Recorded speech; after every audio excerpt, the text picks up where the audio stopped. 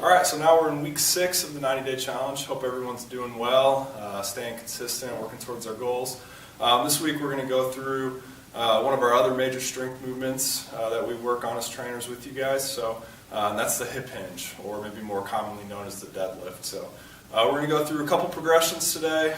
First we're going to go over a drill just to kind of groove that movement pattern, kind of help you guys continue to work on it, proper spine positioning, what the hips should be doing. So we can use a dowel rod or a body pump bar, which you can get up in the group fitness studio. We're going to use this just to kind of gauge our neutral spine posture, make sure we got the right positioning with our hips and our upper back. So here we're going to start out, we're going to have 3 points of contact, so the bar should be touching our hips, or kind of our glutes. Also should be in contact with our T-spine area, or right between our shoulder blades, and then our head as well. So cue that I like to use for the hip hinge, really to get people to initiate the movement at the hips and not the knees, is think about chopping the hips in half. So it should just be hips back, upper half coming forward, hips going behind us, and kind of little knee movement. We're not really moving too much through the knee. You see a lot of people kind of treat it like a squat. So that's a squat. We're going through maximum knee bend, maximal hip flexion. Here it's just mostly hip flexion, real maybe slight flexion at the knee, not much. So to use that 3-point of contact drill, should go through our hip hinge. The dowel rod shouldn't lose contact at any point. If it does, it may look something like this, where we lose contact with the head, or maybe we flex too much through our low back and it comes off our upper back right there. So that's a good one. Just run through reps. For some people this may be difficult and it may be an actual exercise. As soon as you perfect it, start incorporating it as your warm-ups, just to kind of groove that movement pattern before you deadlift that day. So next one we're going to go to a kettlebell deadlift and show you proper progression for that. All right, so now we're going to go through kind of a kettlebell deadlift variation. So this is a sumo kettlebell deadlift. Kind of got away from the dowel rod, we've got the hinge down, now we're going to add a little bit of load.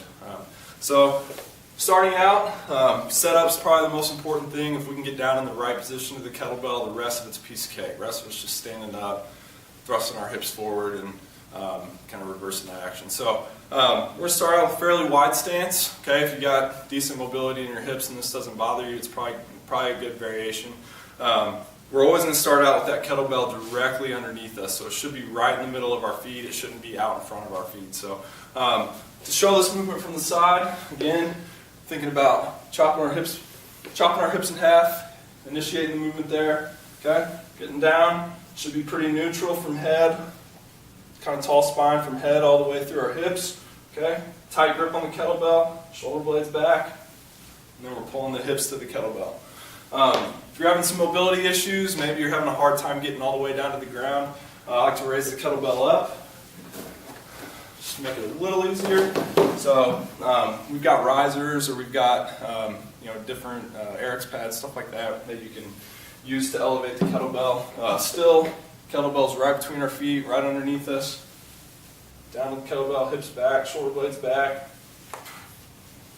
Okay, so that would be an elevated deadlift. Moving from there, you can get into kind of more explosive movements like the kettlebell swing, which is what we'll go over next. Alright, so for this last movement, the kettlebell swing, this is a good one to kind of start building some explosive power on the hips, and it can also be used as a good conditioning exercise. So something to work on, kind of our work capacity, maybe work interval sets, or kind of in that fatigued state. So this is something, you should have a pretty good grasp on the hip hinge before you go into the swing. So same thing, setup's going to be a little bit different. We're going to start out with the kettlebell just slightly out in front of us. Okay, to get in that setup, we're going to go hips back just like the deadlift. Okay, we're going to reach out here, and we're going to start out by hiking that kettlebell through our legs and then swing it out in front of us. So a couple reps, just look right like this, get in a good setup.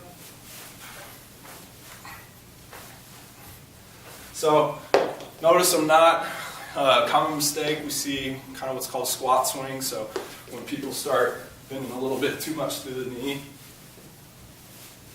okay, and then it turns into, kind of resembles more of a squat rather than a hip hinge. We get a little bit too much knee. It's more of kind of an up and down movement rather than a front to back. So